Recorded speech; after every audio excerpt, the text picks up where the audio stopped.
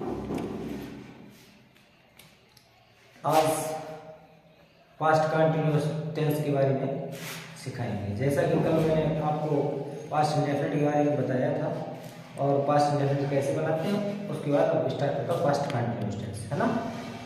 इसमें क्या होता है पास्ट कंटिन्यूअस टेंस में, जिस हिंदी के वाक्य में रहा था, रही थी, रहे थे आज शब्द आते हैं, ये वाक्य प्रेजेंट पास्ट कंटिन्यूअस टेंस के वाक्य कहलाते हैं। किस टेंस के वाक्य कहलाते हैं? पास्ट कंटिन्यूअस टेंस के वाक्य कहलाते हैं। सबसे पहले देखते हैं past continuous tense. Past continuous tense में इसकी जो इंट्रोडक्शन आइडेंटिफाई में पहचान होती है वो क्या होती है? जिन वाक्यों के अंत में रहा था, रही थी, रहे थे आज शब्द आते हैं, ये वाक्य पास्ट से कंटिन्यूअस टेंस के वाक्य कहलाते हैं। अब रूल्स होते हैं, रूल्स क्या होते हैं देखते हैं। रूल्स में होता है ही see it, he see it एवं एक वचनकर्ता के साथ, एवं एक वचनकर्ता के साथ। एक वचन मतलब सिंगुलर नंबर सब्जेक्ट के साथ क्या होता है? हेल्पिंग वर्ब वाज का प्रयोग करके। हेल्पिंग वर्ब क्या लगाते हैं? वाज, है ना। और पास्ट इंडेफिनिट टेंस में क्या लगाते थे? डिड, है ना। वो पॉजिटिव सेंटेंस में नहीं लगती थी, वो नेगेटिव और इंट्रोगेटिव सेंटेंस में लगती थी, है ना। उसमें केवल एक ही हेल्पिंग वर्ब थी। यहाँ पे हेल्पिंग वर्ब दो हैं, वो अलग अलग नंबर्स के अकॉर्डिंग है। अगर सिंगुलर नंबर होगा तो वहाँ पे हम हेल्पिंग वर्ब वाज का प्रयोग करेंगे, और अगर प्लूरल नंबर सब्जेक्ट होगा तो वहाँ हेल्पिंग वर्ब वर का यूज करेंगे।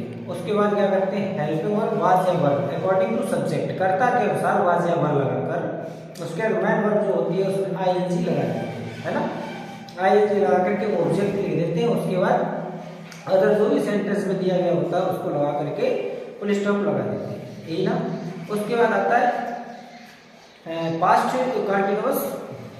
Continuous negative sentence. अब नेगेटिव जो होता है उसमें क्या होता है?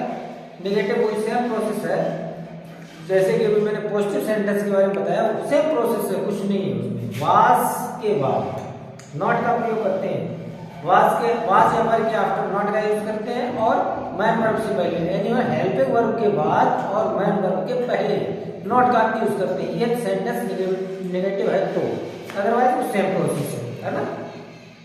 वाज या वर के आफ्टर नॉट का यूज लगा करके और मैन वर्ब की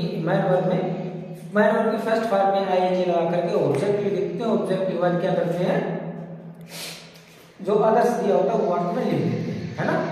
उसके बाद आता है क्या? Interrogative sentence. अब इंट्रोगेटिव सेंटेंस क्या होता है? Past continuous tense interrogative sentence. तो इंट्रोगेटिव क्या होता है? इंट्रोगेटिव सेम प्रोसेस होती है। इंट्रोगेटिव सेंटेंस टू टाइप्स, दो प्रकार के होते हैं। कितने प्रकार के होते हैं? दो प्रकार के। एक होते हैं थ्योरेटिकल टाइप्स, दूसरे होते हैं यस और नो टाइप, है ना। तो जिन वाक्यों में प्रश्नवाचक शब्द यानी मतलब क्वेश्चन वर्ड वाक्य के स्टार्टिंग में आया है, वाक्य के प्रारंभ में आया है, तो जब हम उनका इंग्लिश में ट्रांसलेट करते हैं, जब उन सेंटेंसेस को हम इंग्लिश में ट्रांसलेट करते हैं तो क्या करते हैं कि सबसे पहले सब्जेक्ट को देख करके जो हमारी हेल्पिंग वर्ब होती है, सब्जेक्ट का सिंगुलर नंबर होगा तो वाज लगा देंगे। वाज लगाने के बाद हम ऑब्जेक्ट सब्जेक्ट लिखेंगे, सब्जेक्ट के आफ्टर मैन वर्ब लिख देंगे और अदर्स लिख देंगे। अगर सब्जेक्ट प्लूरल नंबर होगा तो सबसे पहले हम वर लगाएंगे, WERE वर लगाने के बाद सब्जेक्ट लिखेंगे, सब्जेक्ट प्लस मैन वर्ब की first form plus ING plus object plus other.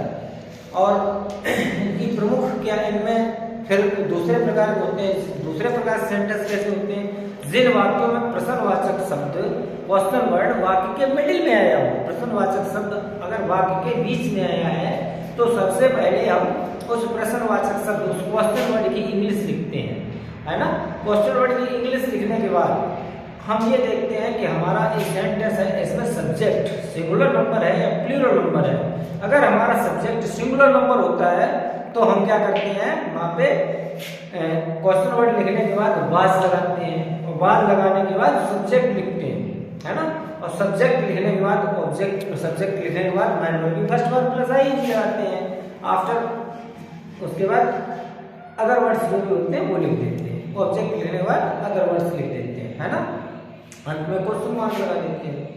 और अगर सब्जेक्ट हमारा प्लूरल नंबर है अगर सब्जेक्ट जैसे हमने क्वेश्चन वर्ड लिख दिया उसके बाद देखते हैं सब्जेक्ट हमारा पीरियड नंबर है, तो वहां पर हम वर्ड का यूज करने के बाद सबसे पहले क्वेश्चन वर्ड लिख देते हैं, उसके बाद वर्ड लगाते हैं और वर्ड लगाने के बाद सब्जेक्ट को लिखते हैं। उसके बाद मैन वर्ब की फर्स्ट फॉर्म में आईएनजी लगा देते हैं और आईएनजी लगाने के बाद क्या करते हैं, ऑब्जेक्ट लिखते हैं। ऑब्जेक्ट के बाद अदर वर्ड्स जो भी दिए हों वो लिख देते हैं, नहीं तो क्वेश्चन मार्क लगा के सेंटेंस फिनिश करते हैं। इसमें क्या है कि जो इंट्रोगेटिव सेंटेंस होते हैं उसमें क्वेश्चन मार्क लगाना मस्ट कंपलसरी है। अगर आप क्वेश्चन मार्क नहीं लगाओगे तो आपका सेंटेंस रॉन्ग है ना, क्योंकि जो हमारे पॉजिटिव सेंटेंस थे या नेगेटिव सेंटेंस थे उनमें फुल स्टॉप लगाते थे और यहाँ पर इंट्रोगेटिव सेंटेंस में क्वेश्चन मार्क लगाना मस्ट कंपलसरी है ना। तो देखते हैं पास्ट कंटिन्यूअस टेंस।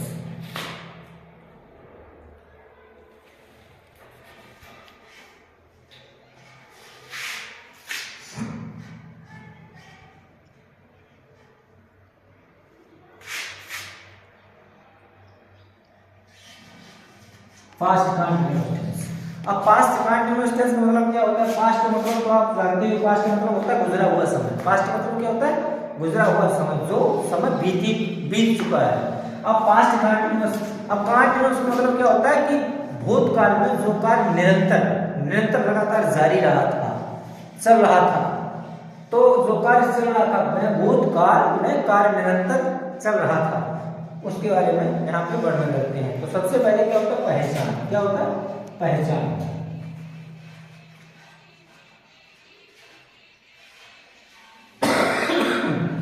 क्या होता है? जिन वाक्यों के अंत में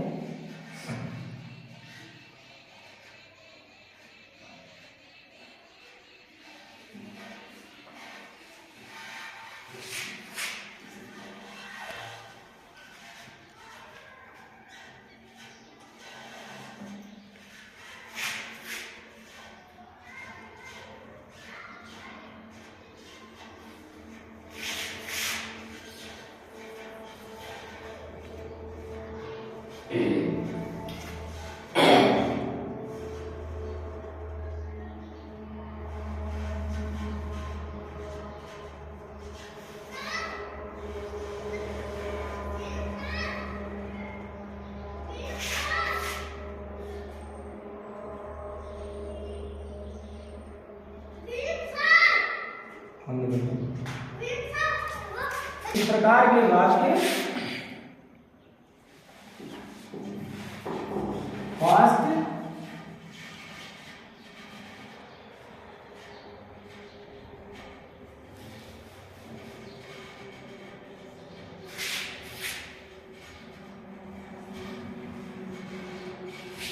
के वाक्य कहलाते हैं।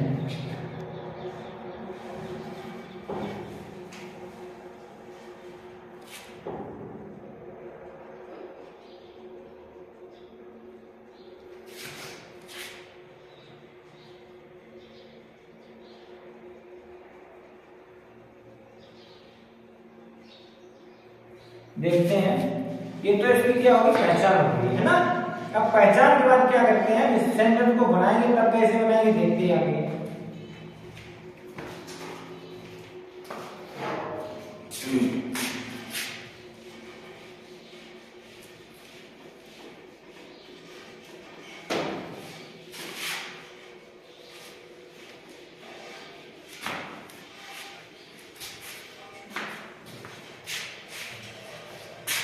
देखिए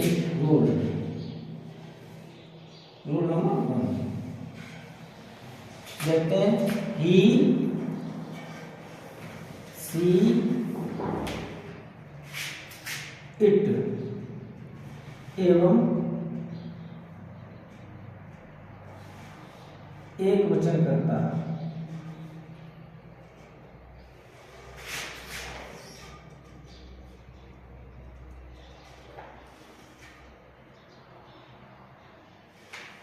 सिंगुलर नंबर सब्जेक्ट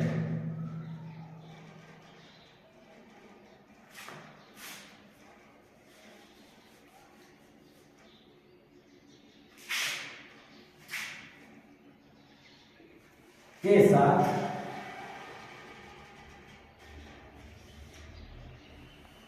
सहायक क्रिया,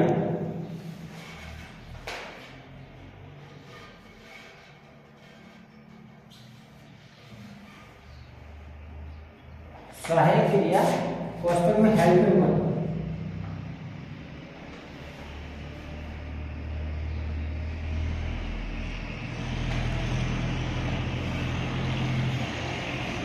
हेल्पिंग वर्ब के बाद हेल्पिंग वर्ब वास, वास लगाने के बाद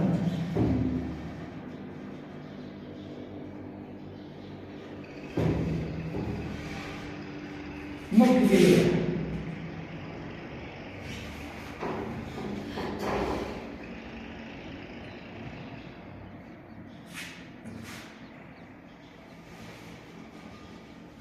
मेन वर्ब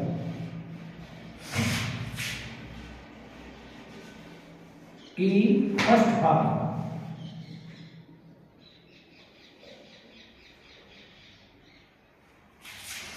में आईएनजी लगाकर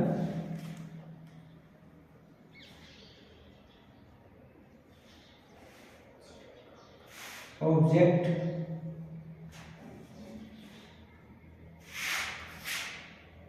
लिखकर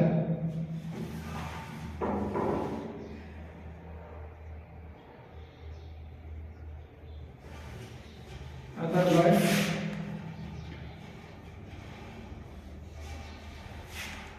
लिख देते हैं।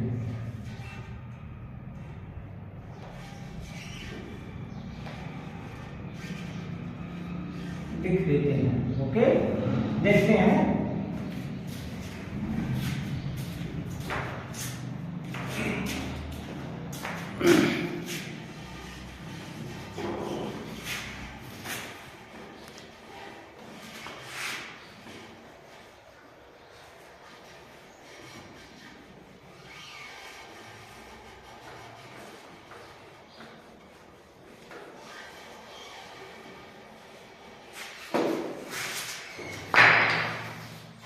जैसे subject plus helping verb, helping verb plus main verb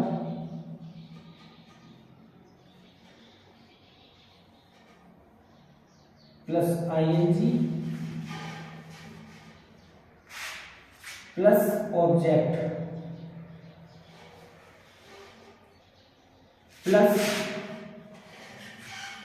OTH other words.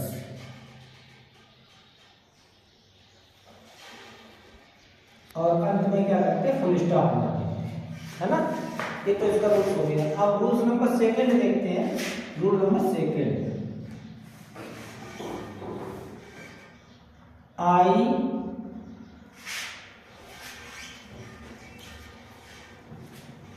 We you they एवं अन्य बहुवचन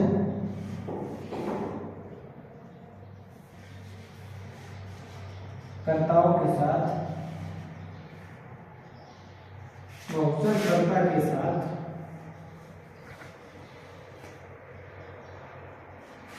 सहायक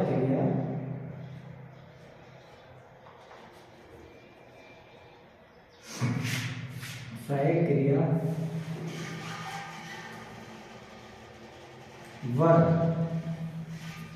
लगाकर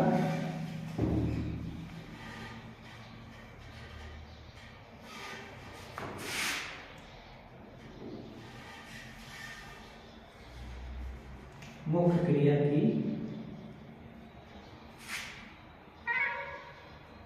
first form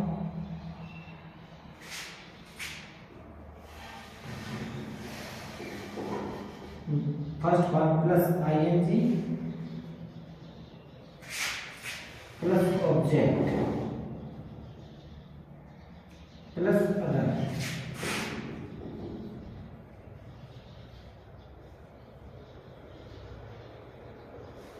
other words plus full stop. Okay, देखते हैं।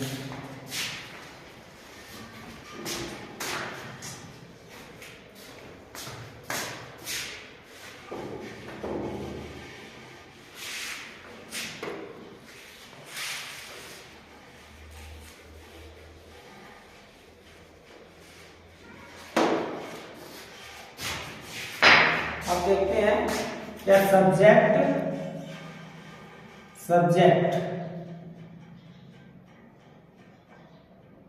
Subject plus helping verb was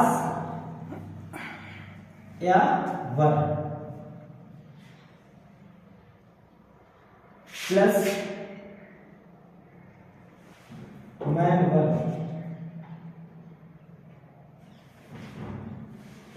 की फर्स्ट फॉर्म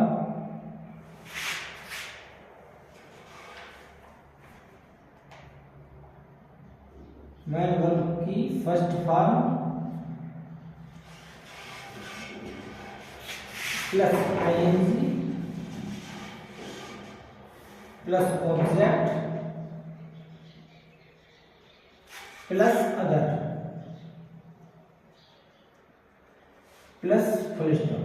देखते हैं अब क्या होगा। यहाँ सब्जेक्ट लगा दिया तो सब्जेक्ट के बाद मुझे देखना है कि हमारा सब्जेक्ट सिंगुलर नंबर है या प्लूरल नंबर है। अगर सब्जेक्ट सिंगुलर नंबर होगा तो वाज लगाएंगे, वाज लगाने के बाद मैन वर्ब की फर्स्ट फॉर्म प्लस आईएनजी लगा देंगे और ऑब्जेक्ट लिखने के बाद अदर लिख देंगे, उसके बाद फुल स्टॉप को ऐड कर देंगे। ओके, उसके बाद वही अगर सब्जेक्ट हमारा प्लूरल नंबर है तो प्लूरल नंबर के साथ सब्जेक्ट प्लूरल नंबर सब्जेक्ट लिखने के बाद मैन वर्ब हेल्पिंग वर्ब में वर लगा करके मैन वर्ब की फर्स्ट फॉर्म लगाने के बाद उसमें आईएनजी लगा देते हैं और प्लस ऑब्जेक्ट एंड अदर जो भी वर्ड्स होते हैं वो लिखने के बाद फुल स्टॉप लगा देते हैं। अब यहाँ पे हमारा एक सब्जेक्ट एक प्रोनाउन बचता है, उसका नाम आई। तो आई के साथ यहाँ पे आई को हम आई के साथ हम हेल्पिंग वर्ब वाज का ही यूज करते हैं। आई के साथ हेल्पिंग वर्ब वाज लगाने के बाद सेम प्रोसेस उसी तरह से सेंटेंस बना देते हैं। फॉर एग्जाम्पल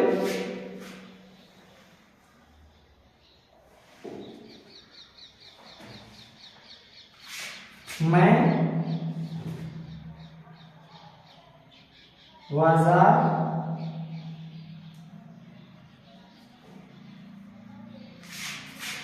जा रहा था।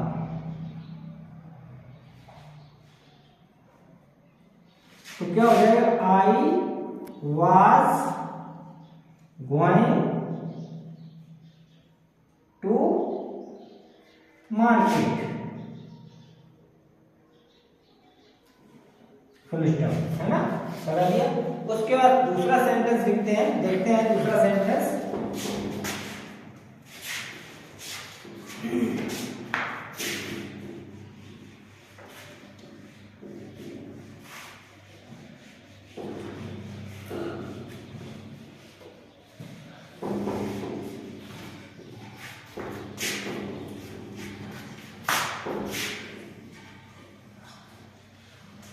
वह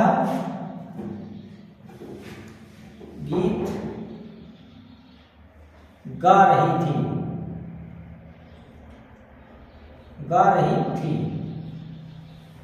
तो क्या करेंगे इसकी इंग्लिश। अब यहाँ पे क्योंकि वो लेडीज है ना, थी आया है तो इससे मुझे महसूस हो रहा है तो फेमिनिन जेंडर है ना। तो यहाँ से स्टार्ट करेंगे सी, वही लेडी क्या करेंगे सी वाज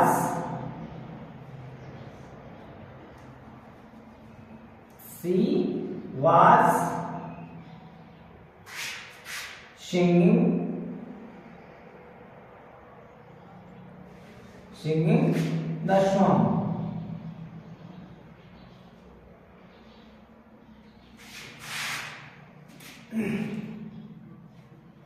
वे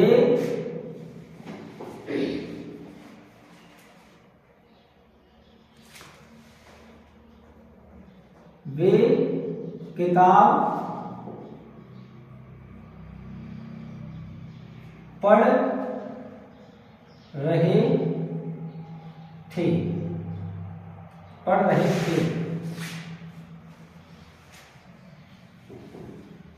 अब मुझे देखना है यहाँ पे कि सब्जेक्ट हमारा वे है, मतलब प्लूरल नंबर है। तो प्लूरल नंबर सब्जेक्ट के साथ मुझे हेल्प नंबर वर का यूज करना पड़ेगा। तो देखते हैं दे वर रीडिंग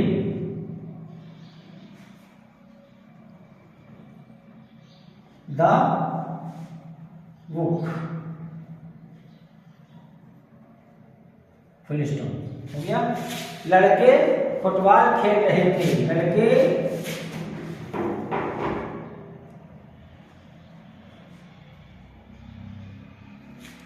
लड़के मैदान में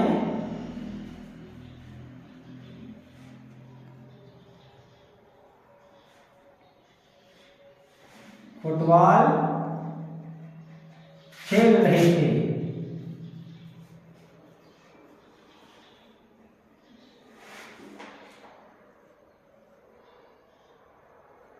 तो क्या हो जाएगा वॉइस, द वॉइस वन। अब लड़के क्या है प्लूरल नंबर सब्जेक्ट है ना, तो इसके लिए क्या लगाएंगे the voice one one playing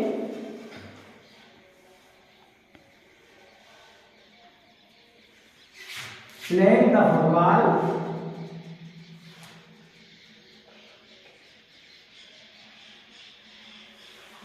अब यहाँ पे जो अदर वर्ड्स हैं, हमारा ऑब्जेक्ट क्या हो गया फुटबॉल, अदर वर्ड्स हैं मैदान में खेल रहे थे, क्या हो गया in the field, in the field.